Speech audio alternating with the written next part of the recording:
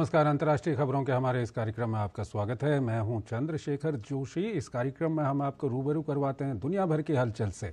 तो आइए शुरुआत करते हैं और सबसे पहले देखते हैं अंतर्राष्ट्रीय सुर्खियां। इजरायली सेना ने नासर अस्पताल से सैन्य उपकरण और बंधकों की दवाइयां मिलने का किया दावा। ईयू ने रफा में आक्रामक हमला शुरू करने के लिए इजराइल को दी चेतावनी। अंतर्राष्ट्रीय अदालत में एक और मामले में इजराइल के खिलाफ शुरू हुई सुनवाई।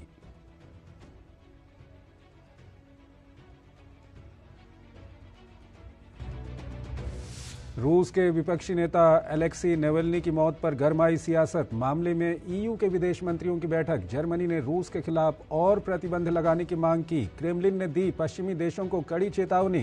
कहा, राष्ट्रपति पुतिन पर अनर्गल आरोप कतई बर्दाश्त नहीं।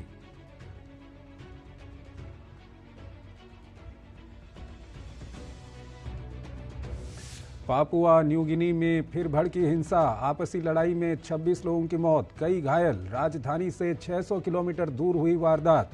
2 आदिवासी समुदायों के बीच हुई झड़प।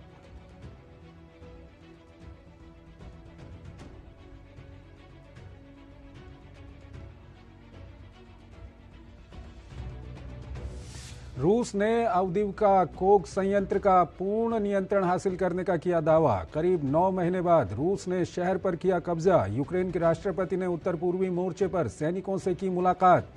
जापान ने यूक्रेन को समर्थन जारी रखने का दिया भरोसा।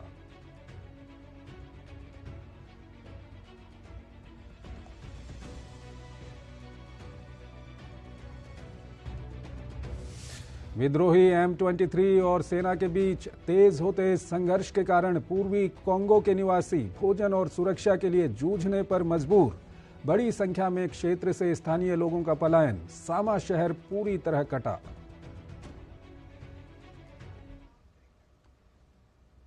और आइए सबसे पहले आपको लिए चलते हैं एशिया की ओर।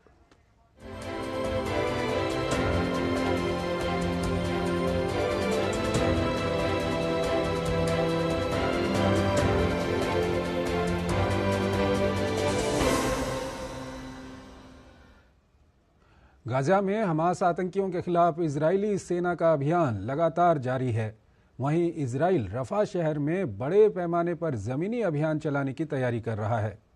इस सब के बीच यूरोपीय संघ ने सोमवार को इजराइल को राफा में आक्रामक हमला शुरू करने के खिलाफ चेतावनी दी और कहा कि ये शरणार्थियों के लिए आपदा पैदा करेगा।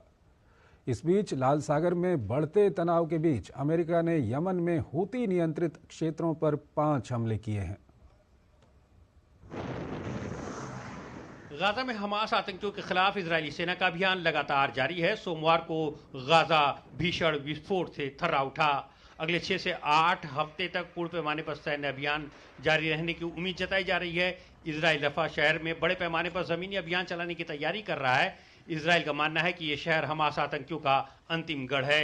इस बीच इजरायली सेना ने एक वीडियो जारी कर गाजा के दूसरे सबसे बड़े अस्पताल नासेर से इजराइल पर हमले के दौरान इस्तेमाल होने वाली आतंकियों की गाड़ी, हथगोले और अन्य लड़ाकू उपकरण के अलावा बंधकों के लिए रखी गई दवाइयां बरामद करने का दावा किया है। पिछले दिनों सेना ने आतंकियों के अस्पताल में होने की मिली पुख्ता जानकारी के बाद इस पर सीमित और सटीक कार्रवाई की थी। एक और वीडियो में इजरायली सेना द्वारा आतंकियों के ठिकानों को निशाना बनाकर किए जा रहे हवाई हमले को देखा जा सकता है। हमें हमास के कार्यकर्ताओं का वाहन मिला जिसमें ग्रेनेड है। सामरिक संचार उपकरण हमास के झंडे मिले हैं। हमें यहाँ फार्मेसी में ऐसी दवाएं मिली जो बंधकों तक पहुँचने के लिए थीं। उन पर बंधकों के नाम का लेबल लगा हुआ था। इस बीच यूरोपीय संघ ने सोमवार को इजराइल को रफा में आक्रामक हमला शुरू करने के खिलाफ चेतावनी दी है। ब्रसल्स में विदेश मंत्रियों की बैठक में कहा गया कि ये गाजा के दक्षिणी किनारे पर शहर में फंसे लगभग 15 लाख शरणार्थियों के लिए आपदा पैदा करेगा। संयुक्त राष्ट्र के वरिष्ठ समन्वयक सिग्रीड काग ने सोमवार को ब्रसल्स में यूरोपीय संघ के सदस्य देशों के विदेश मंत्रियों से मुलाकात की। उन्होंने कहा कि गाजा में सहायता वितरण में UNRWA की भूमिका का कोई विकल्प नहीं है। 7 अक्टूबर के हमलों में UNRWA के कई कर्मचारियों के शामिल होने की इजरायली आरोप के बाद इटली, जर्मनी, फ्रांस समेत दूसरे देशों ने फंड को रोक दिया है। संयुक्त राष्ट्र ने स्पष्ट कर दिया है कि वर्तमान में राफा में सैन्य अभियान के विस्तार से वहां मौजूद निर्दोष नागरिकों के लिए बहुत गंभीर मानवीय परिणाम होंगे।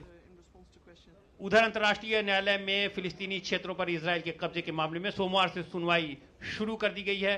इजराइल के खिलाफ गाजा पट्टी में नरसंहार करने के आरोप पर भी अंतर्राष्ट्रीय अदालत में करीब 1 महीने पहले सुनवाई की थी। अब एक अलग केस में फिलिस्तीनी क्षेत्रों पर अवैध तरीकों से कब्जे के मामले में सुनवाई हो रही है। अपनी तरह के इस मामले में कम से कम 52 देश वेस्ट बैंक, गाजा और पूर्वी यरूशलेम में विवादास्पद इजरायली नीतियों पर दलीलें पेश करेंगे। 1945 में अदालत की स्थापना के बाद से आईसीजे में किसी एक केस में भाग लेने वाले पक्षों की ये सबसे बड़ी संख्या है। उधर लाल सागर में बढ़ते तनाव के बीच अमेरिका ने यमन में हूती नियंत्रित क्षेत्रों पर 5 हमले किए। यूएस सेंट्रल कमांड ने कहा कि अमेरिका ने 3 मोबाइल एंटी शिप क्रूज मिसाइलों, ड्रोन और एक मानव रहित पानी के नीचे जहाज पर हमला किया। अमेरिका ने कहा कि हूती विद्रोहियों पर हमला उस समय किया गया है जब हूती के जहाजों ने अमेरिकी नौसेना के जहाज के लिए खतरा दिखाया। इस बीच हूती ने भी अडन खाड़ी में रूबीमार मालवाहक जहाज को निशाना बनाने का दावा किया है। साथ ही यह भी कहा है कि यह जहाज डूब रहा है। एक बयान में हूती ने कहा है कि जहाज ब्रिटिश है और चालक दल सुरक्षित हैं। वहीं UK maritime trade operation agency ने बताया कि विस्फोट के बाद चालक दल ने यमन के पास एक जहाज छोड़ दिया था। पापुआ न्यू गिनी के सुदूर हाईलैंड्स इलाके में आदिवासियों के बीच झड़प में 26 लोगों की मौत हो गई। 2 जनजातियों के बीच लड़ाई से ये मामला जुड़ा हुआ था और एंगा प्रांत में घात लगाकर किए गए हमले में ये मौतें हुई हैं। पुलिस के द्वारा दी गई शुरुआती जानकारी में 53 लोगों के मरने की खबर थी, फिर उसे घटाकर 26 किया गया। प्रशांत सागर का ये राष्ट्र सैकड़ों जनजातियों का घर है, जिनमें कई अभी भी दुर्गम और सुदूर इलाकों में रहते हैं। हाईलैंड्स इलाके का हिंसा भरा इतिहास रहा है। यहाँ के लोगों के पास कई सालों में अवैध हथियारों की संख्या बढ़ गई है, जिससे यहाँ हिंसा के मामलों में भी बढ़त हुई है। अक्सर भूमि और संपत्ति के वितरण को लेकर भी जनजातीय संघर्ष होते हैं। पिछले जुलाई में एंगा हिंसा के कारण 3 महीने का लॉकडाउन लगाया गया था। कंबोडिया के प्रधानमंत्री हुन मानेट ने ऑनलाइन इन्फ्लुएंसरों को फेक कंटेंट बनाने के खिलाफ चेतावनी दी है।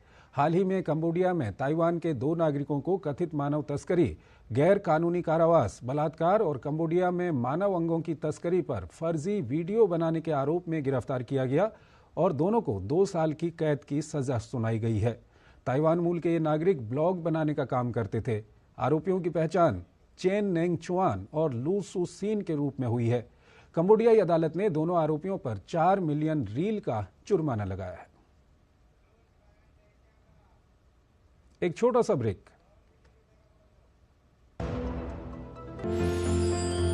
साल, बरस और सदी नहीं, एक युग गुजर जाएगा।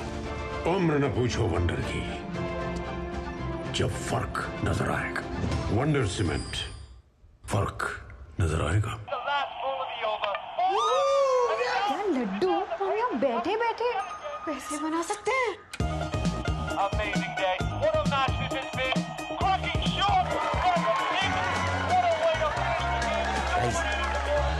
मैं तुम्हारे बिजनेस आइडिया का बड़ा फैन। अब बिजनेस चाहे जो भी, एसबीआई का करंट अकाउंट तो चाहिए ना। एसबीआई करंट अकाउंट से सिंप्लीफाइड बिजनेस ट्रांजैक्शन और ग्रेट कस्टमर सर्विस। एसबीआई, देश का फैन। मुथूट फाइनेंस, भारत का नंबर 1 सबसे भरोसेमंद financial services brand. Gold loan के लिए अभी कॉल करें 1-800-313-1212।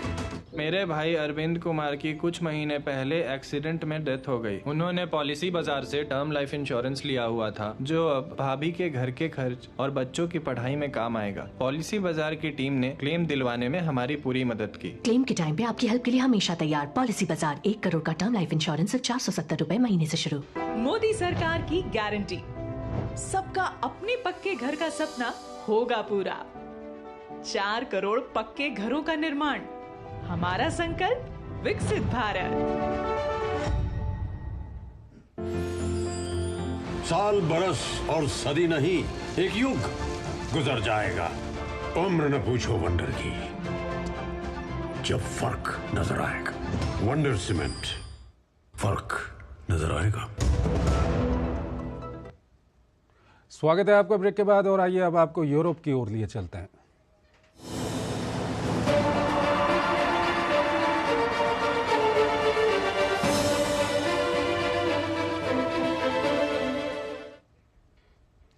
रूस के विपक्षी नेता अलेक्सी नेवल्नी की जेल में मौत के बाद पश्चिमी देश लगातार रूसी सरकार पर हमला बोल रहे हैं।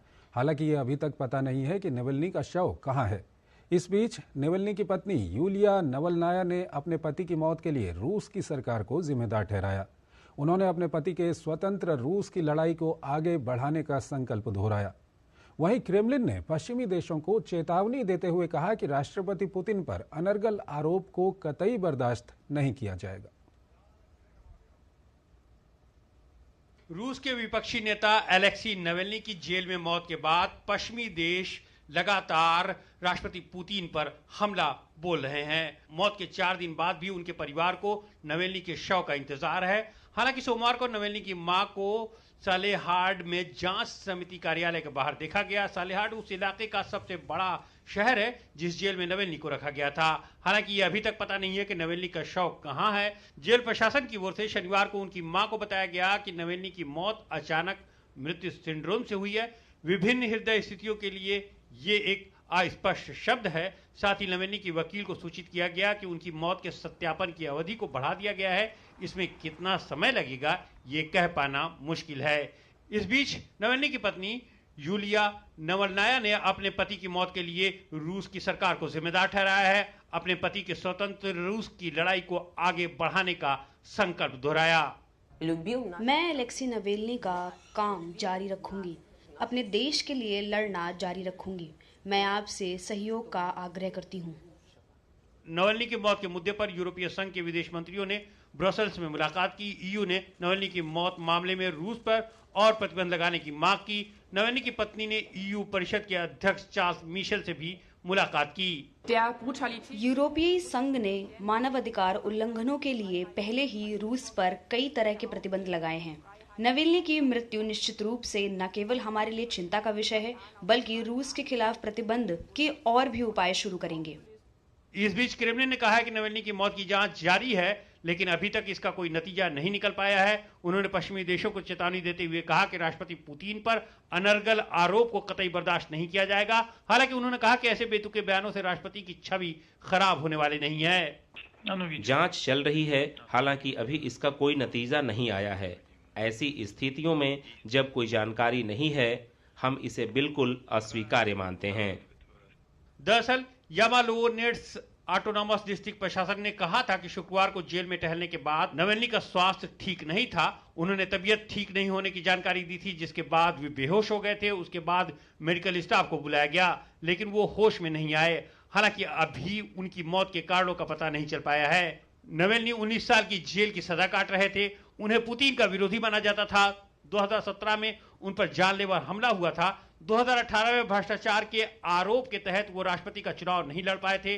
2019 में एक बड़े विरोध प्रदर्शन का ऐलान के बाद नवल्नी को 1 महीने की जेल हुई। 2020 में उन्हें जहर देने का आरोप लगा। वो फ्लाइट में बेहोशी की हालत में पाए गए थे, जिसके बाद फ्लाइट की जर्मनी में इमरजेंसी लैंडिंग कराई गई थी। ठीक होने के बाद नवल्नी 2021 में रूस लौटे। रूस में कदम रखते ही सेना ने उन्हें गिरफ्तार कर लिया।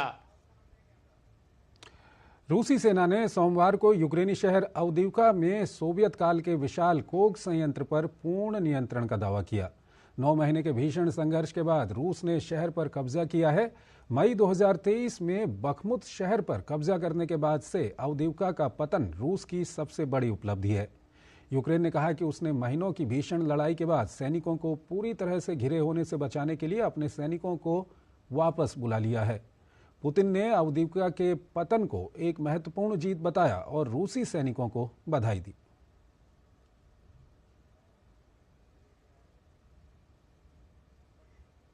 इस बीच यूक्रेन के राष्ट्रपति ने उत्तरी क्षेत्र के मोर्चे पर रूसी सैनिकों से लोहा ले रहे यूक्रेनी सैनिकों से मुलाकात कर उनका हौसला बढ़ाया। उन्होंने कुपियांस्क की रक्षा करने वाली ब्रिगेड के कमांड पोस्ट का दौरा किया। ज़ेलेंस्की ने ब्रिगेड के कमांडर के साथ सेक्टर में उपकरण और गोला बारूद की आपूर्ति पर चर्चा की। इस शहर को यूक्रेनी सेना 2022 में रूस से मुक्त करा चुकी है। उधर यूक्रेन के प्रधानमंत्री जापान के दौरे पर पहुंचे और अपने समकक्ष के साथ यूक्रेन से जुड़े मुद्दों पर चर्चा की। जापान के प्रधानमंत्री यूक्रेन को समर्थन जारी रखने का संकल्प दोहरा रहे थे। पेरिस की शान और पहचान कहा जाने वाला एफिल टावर सोमवार को कर्मचारियों की हड़ताल के कारण बंद रहा। दरअसल टावर के वित्तीय प्रबंधन पर कर्मचारियों को ऐतराज है। वो चाहते हैं कि इसकी समीक्षा पेरिस सिटी हॉल द्वारा की जाए। एफिल टावर पेरिस और दुनिया में सबसे ज्यादा देखे जाने वाले पर्यटन स्थलों में से एक है। यहाँ हर साल लगभग 6 मिलियन से अधिक पर्यटक आते हैं। पेरिस की शान और पहचान एफिल टावर के दीदार की ख्वाहिश रखने वाले पर्यटकों को सोमवार को मायूसी का सामना करना पड़ा। विश्व विख्यात ये धरोहर कर्मचारियों की हड़ताल के कारण बंद रहा। हालांकि टावर की संचालक कंपनी SETE ने पहले ही इसकी जानकारी अपनी वेबसाइट पर दे दी थी। टावर के वित्तीय प्रबंधन पर कर्मचारियों को ऐतराज है। वे चाहते हैं कि इसकी समीक्षा पेरिस सिटी हॉल द्वारा की जाए। एफिल टावर की देखरेख की जिम्मेदारी सेटे नामक स्थानीय सार्वजनिक कंपनी के पास साल 2005 से है। सेटे कंपनी की 99% हिस्सेदारी पेरिस सिटी हॉल के पास है। गौरतलब है कि पेरिस सिटी हॉल में पेरिस की प्रशासन और नगर पालिका के अधिकारी बैठते हैं। सेटे ने पहले से जानकारी जरूर मुहैया करा दी थी, लेकिन विदेशी पर्यटकों के लिए ये दिन थोड़ा मायूसी भरा रहा। कई लोगों को तो वहां पहुंचकर स्क्रीन पर चल रही एडवाइजरी से इसके बारे में पता चला। यह बहुत निराशाजनक है। हम यहाँ पहली बार नहीं आए हैं। हम यहाँ पहले अपने हनीमून पर आए थे और अब 15 सालों के बाद अपने बच्चों के साथ फ्रांस आए हैं। अब हम अपने बच्चों को यह जगह नहीं दिखा पाएंगे। हमें इस बात का बेहद दुख है। कर्मचारियों की शिकायत है कि आगामी पेरिस ओलंपिक के लिए एफिल टावर में किए जाने वाले सुधारों में लगने वाली लागत राशि को पेरिस सिटी हॉल कम आंक रहा है, जिससे रखरखाव के कामों में लापरवाही हो सकती है। सुरक्षा की दृष्टि से पर्यटकों के लिए यह घातक भी हो सकता है। साथ ही ओलंपिक के समय श्रमिकों पर काम का बोझ भी बढ़ सकता है। कई पर्यटकों के लिए एफिल टावर को देखना जिंदगी भर का सपना होता है। कई लोग इस पल के लिए अपने पूरे जीवन काल की पूंजी लगा देते हैं। ऐसे में एफिल टावर के ऊपर जाकर वहां से पेरिस का दृश्य ना देख पाना बहुत मायूस कर देने वाली घटना है। एफिल टावर जनता के लिए हड़ताल के चलते बंद कर दिया गया है।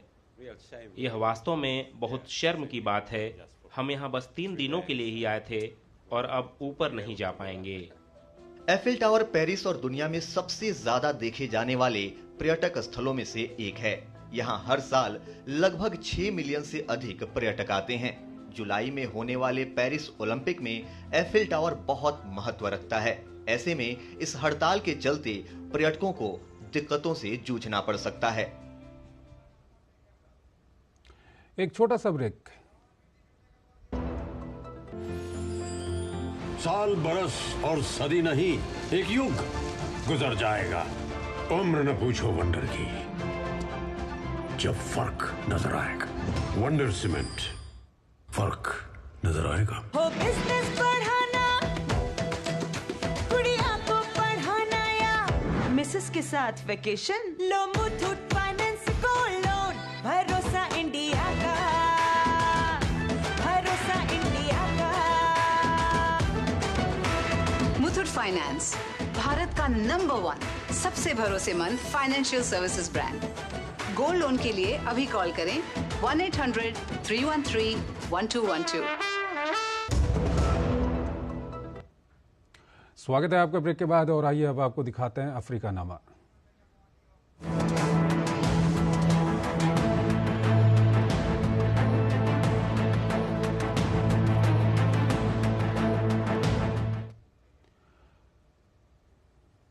कांगो के पूर्वी क्षेत्र में सेना और सुई विद्रोही संगठन M23 के बीच लड़ाई भीषण होती जा रही है।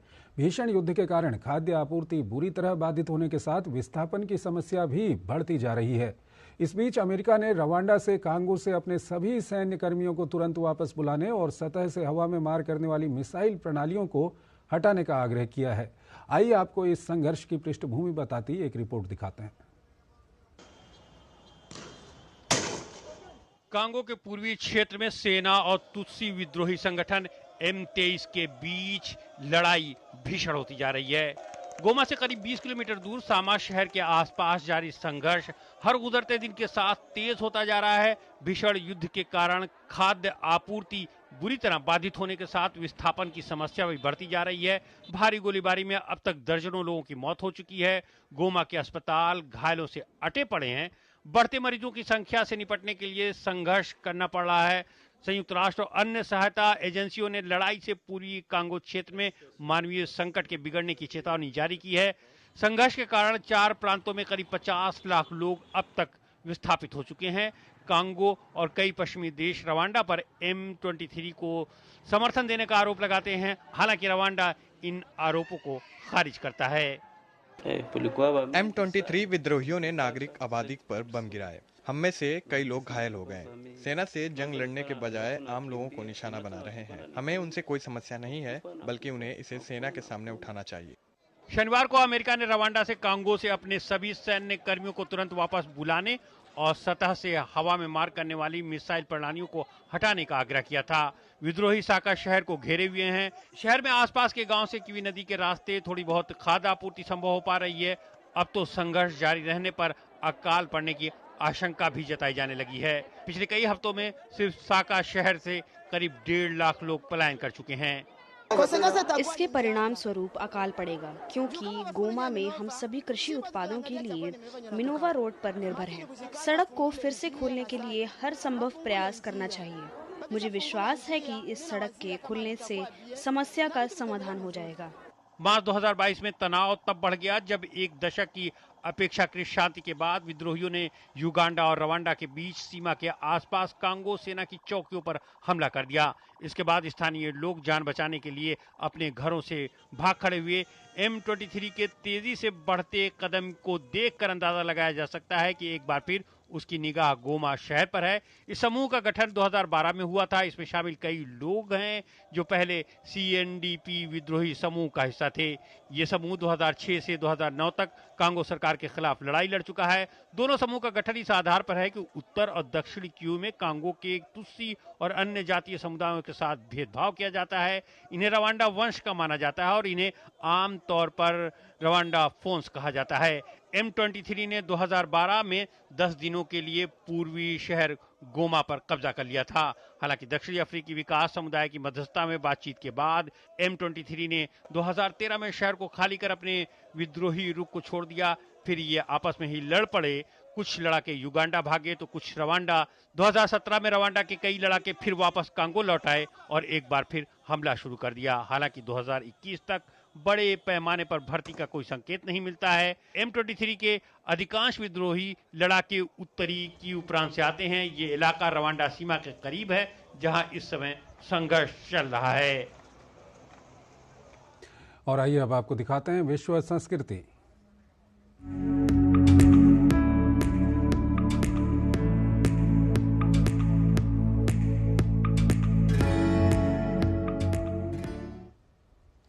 मिस्र में पहली बार जनता के दीदार के लिए काहिरा के किले को खोल दिया गया है। काहिरा किले की नींव 1176 ईस्वी में रखी गई थी। इसे सलाउद्दीन किले के नाम से भी जाना जाता है। इस किले का निर्माण सलाउद्दीन अयूबी ने शुरू करवाया था। ये किला क्रूसेडर्स के हमलों से बचने के लिए बनवाया गया था। अब मिस्र सरकार ने पर्यटन को बढ़ावा देने के लिए इस किले को जनता और पर्यटकों के लिए खोल दिया। तो अंतर्राष्ट्रीय खबरों के हमारे इस बुलेटिन में आज इतना ही। आप हमारी पूरी टीम को इजाजत दीजिए। नमस्कार।